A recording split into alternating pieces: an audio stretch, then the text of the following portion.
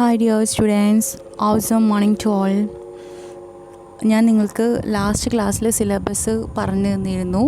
ഇനി ഫസ്റ്റ് ചാപ്റ്ററാണ് introduction to financial derivatives. അപ്പം ഫിനാൻഷ്യൽ ഡെറിവേറ്റീവ്സ് എന്താണെന്നുള്ളതും അതിൻ്റെ മീനിങ്, ഡെഫിനേഷൻ, അങ്ങനെ കുറച്ച് ചെറിയൊരു ഇൻട്രൊഡക്ഷൻ പാർട്ട് മാത്രമാണ് ഞാൻ നിങ്ങൾക്ക് ഇന്ന് ക്ലാസ് എടുക്കുന്നത്. അപ്പോൾ എന്തൊക്കെയാണെന്നുള്ളത് നോക്കാം. അപ്പം എന്താണ് ഫിനാൻഷ്യൽ ഡെറിവേറ്റീവ്സ് അല്ലെങ്കിൽ ഡെറിവേറ്റീവ്സ് എന്താണെന്നുള്ളതാണ് പറയുന്നത്. നമുക്കറിയാം, നമ്മൾ ഫിനാൻഷ്യൽ മാർക്കറ്റ് എന്ന് പറഞ്ഞിട്ടുണ്ടെങ്കിൽ അതിൽ ഫോറിൻ എക്സ്ചേഞ്ച് ഉണ്ട്, അതുപോലെ തന്നെ ഒരുപാട് എക്സ്ചേഞ്ച് മാർക്കറ്റ്സുകളാണ് ഈ ഒരു ഫിനാൻഷ്യൽ മാർക്കറ്റിൽ വരുന്നത്.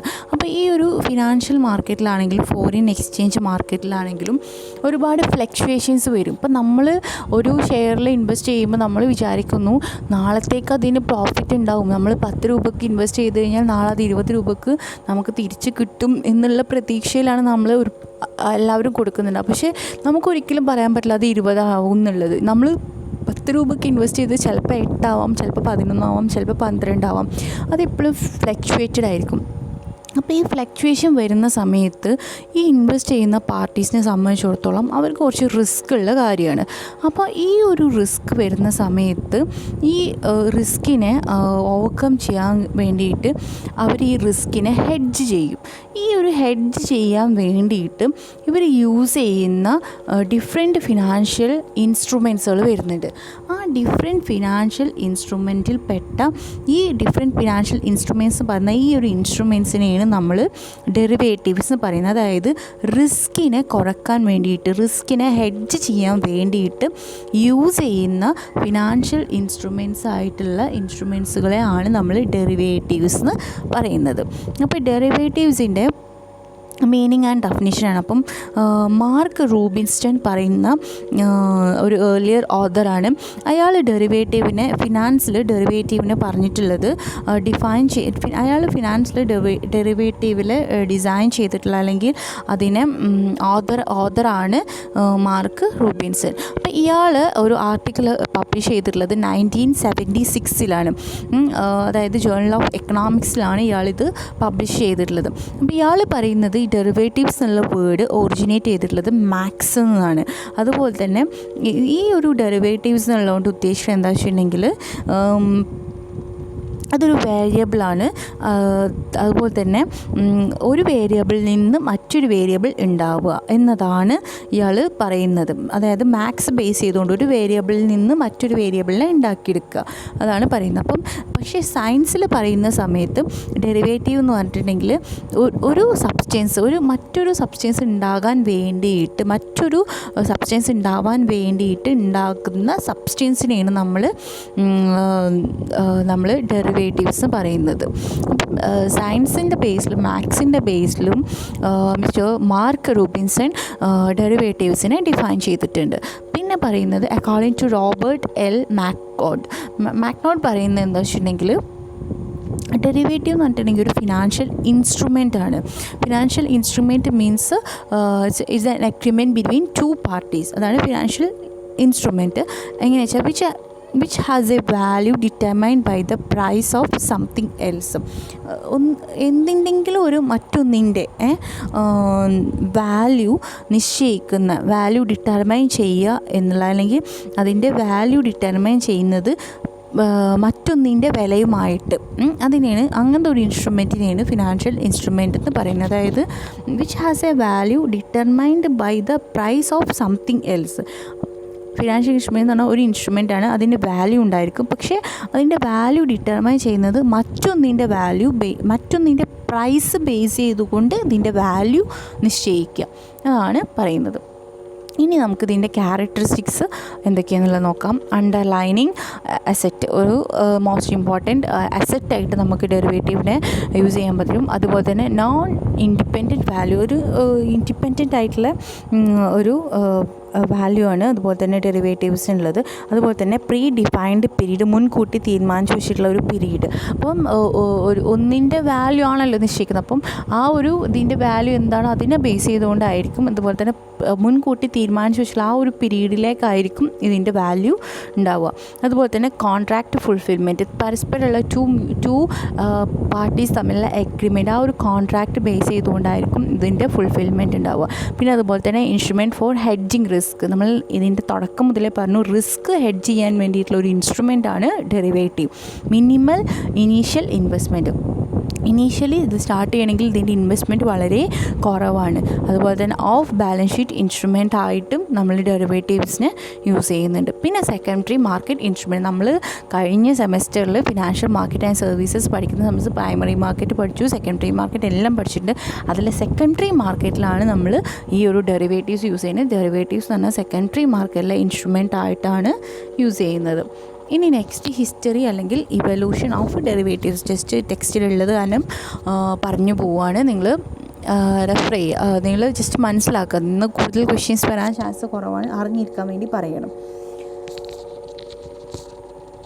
Derivatives are not a modern invention, പുതുതായിട്ട് കണ്ടുപിടിച്ച ഒരു ഇൻവെൻഷൻ അല്ല ഡെറിവേറ്റീവ്സ്. അതുപോലെ തന്നെ they were used from ancient times, പണ്ട് കാലം തൊട്ടേ ഉപയോഗിച്ചിരുന്ന ഒന്നാണ് ഡെറിവേറ്റീവ്സ് എന്ന് പറയുന്നത്. Let us go back to the ബൈബിളിലേക്ക് തന്നെ നമുക്ക് തിരിച്ചു പോയി നോക്കാം. ഇൻ ജീൻസസ് ചാപ്റ്റർ 29 ബൈബിളിൽ പറയുന്നത് believed to be about the year 1700 BC, അതായത് ബിഫോർ ക്രൈസ്റ്റ് 1700 പറയുന്ന ആ ഒരു കാലഘട്ടത്തിലേക്കാണ് പോകുന്നത്. ആ ഒരു സമയത്തുണ്ടായുള്ള ഒരു ഇൻസിഡൻ്റാണ് പറയുന്നത്. Jacob purchased an option costing him 7 years of labor that granted him the right to marry Laban's daughter Rachel.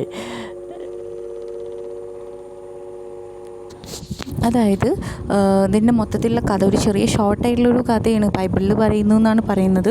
അതായത് ഈ ജേക്കബ് എന്ന് പറഞ്ഞിട്ടുള്ള വ്യക്തി ലാബൻസിൻ്റെ മോളായിട്ടുള്ള റേക്കലിനെ കല്യാണം കഴിക്കാൻ വേണ്ടി തീരുമാനിച്ചു. അപ്പോൾ ആ ലേബൻസിൻ്റെ മോളെ കല്യാണം കഴിക്കണമെങ്കിൽ 7 years ഓഫ് ലേബേഴ്സ് വേണം എന്നാണ്. അങ്ങനെ 7 ലേബേഴ്സിനെയും വെച്ചുകൊണ്ട് പിന്നെ ഈ ഒരു ലാബൻസിൻ്റെ ഡോക്ടറായിട്ടുള്ള രേഖലിനെ കല്യാണം കഴിക്കാൻ വേണ്ടിയിട്ട് പറഞ്ഞപ്പം ഇയാളെ ഫാദർ ഇൻ ലോ എന്ന് പറഞ്ഞിട്ടുണ്ടെങ്കിൽ ലേബൻ പറഞ്ഞു ഈ ഒരു 7 ആൾക്കാരുള്ള പണിക്കുള്ള ഒരാൾ ആയതുകൊണ്ട് നിനക്ക് എൻ്റെ മൂത്ത മകളായിട്ടുള്ള രേഖനെ കല്യാണം കഴിക്കാമെന്ന് പറഞ്ഞു. അപ്പോൾ ജേക്കബ് എന്ത് ചെയ്തു വെച്ച് കഴിഞ്ഞാൽ രേഖനെ കല്യാണം കഴിക്കുക. പക്ഷേ ജേക്കബ് ഇഷ്ടപ്പെട്ടത് രേഖലിനെയാണ്, ലേഖനല്ല. അപ്പോൾ എന്ത് ചെയ്തു, അയാൾ വീണ്ടും കുറച്ചും കൂടി ലേബേഴ്സിനെ റിക്വയർ ചെയ്തു. അങ്ങനെ എന്ത് ചെയ്തു, ലാസ്റ്റ് അയാൾ ഇഷ്ടപ്പെട്ട രേഖലിനെ തന്നെ കല്യാണം കഴിച്ചു. അതായത് ഒന്ന് കിട്ടാൻ വേണ്ടിയിട്ട് അയാൾ ഇഷ്ടപ്പെട്ടതിനെ നേടിയെടുക്കാൻ വേണ്ടിയിട്ട് ആ ഒരു കാലഘട്ടത്തിൽ തന്നെ ഡെറിവേറ്റീവ്സ് എന്നുള്ള വേർഡ് യൂസ് ചെയ്തു എന്നാണ് ബൈബിളിൽ പറയുന്നത്. പിന്നെ അതുപോലെ തന്നെ അരിസ്റ്റോട്ടിൻ്റെ ഹിസ്റ്ററി പൊളിറ്റിക്സിൽ പ്രകാരം ഇതേപോലെ തന്നെയാണ് പറയുന്നത്. അന്ന് മാത്തമെറ്റീഷ്യൻസ് യൂസ് ചെയ്തിരുന്ന ഒരു ഫിലോസഫി ആയിട്ട് യൂസ് ചെയ്തിരുന്ന, അതായത് 625 മുതൽ 550 BC കാലഘട്ടങ്ങളിലും ഈ ഏൻഷ്യൻ്റ് ഗ്രീസുകാർ ഈ ഒരു ഡെറിവേറ്റീവ്സ് എന്നുള്ളത് പല രീതിയിലുള്ള പ്രഡിക്ഷൻസിന് വേണ്ടിയിട്ടും, അതായത് ഹാർവെസ്റ്റ് ചെയ്യാൻ വേണ്ടിയിട്ട്, കൊയ്ത്തിനും ഇതിനൊക്കെ വേണ്ടിയിട്ട് അവർ ആ ഒരു കാലഘട്ടത്തിലും ഈ ഒരു ഡെറിവേറ്റീവ്സ് യൂസ് ചെയ്തിരുന്നു എന്നാണ് പറയുന്നത്. പിന്നെ അതിൻ്റെ ഹിസ്റ്ററിയാണ് പറയുന്നത്. ഡെറിവേറ്റീവ്സ് എന്ന് പറഞ്ഞിട്ടുണ്ടെങ്കിൽ ഒരു ഞാൻ പറഞ്ഞില്ലേ നേരത്തെ പറഞ്ഞ പോലെ തന്നെ ഇതൊരു ന്യൂ ടേം അല്ല, ഒരുപാട് മുൻപേ ഉള്ള ഒരു ടേമാണ്. ഇത് ഫസ്റ്റ് ഓർഗനൈസ് ചെയ്തിട്ടുള്ളത് 1875 ബോംബെയിൽ വെച്ചിട്ടാണ്. അതായത് ബോംബെ കോട്ടൺ ട്രേഡ് അസോസിയേഷൻ ലിമിറ്റഡിലാണ് ആദ്യമായിട്ട് ഈ ഒരു ഫ്യൂച്ചേഴ്സ് ഇതിൻ്റെ മാർക്കറ്റ് വന്നിട്ടുള്ളത്. പിന്നെ അതിന് ശേഷം 1893 ബോംബെ കോട്ടൺ എക്സ്ചേഞ്ച് എസ്റ്റാബ്ലിഷ് ചെയ്തു. അതിൻ്റെ ശേഷം 1900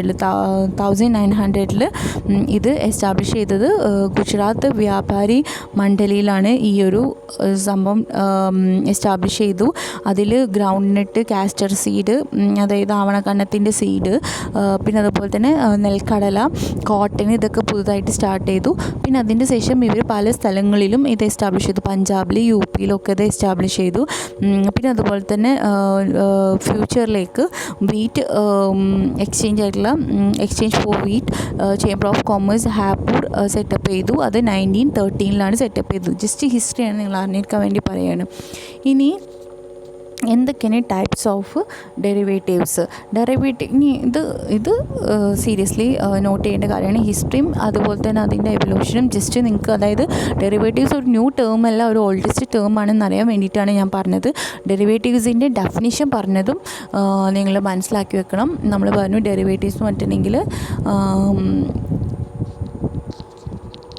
നമ്മൾക്ക് മാർക്കറ്റിൽ ഫ്ലക്ച്വേഷൻസ് വരുന്ന സമയത്ത് ആ ഒരു റിസ്കിനെ ഹെഡ്ജ് ചെയ്യാൻ വേണ്ടിയിട്ടാണ് നമ്മൾ ഡെറിവേറ്റീവ്സ് സാധാരണ രീതിയിൽ യൂസ് ചെയ്യുക എന്നുള്ളത് പറഞ്ഞു. അപ്പോൾ അതിൻ്റെ ക്യാരക്ടറിസ്റ്റിക്സ് നോട്ട് ചെയ്യുക.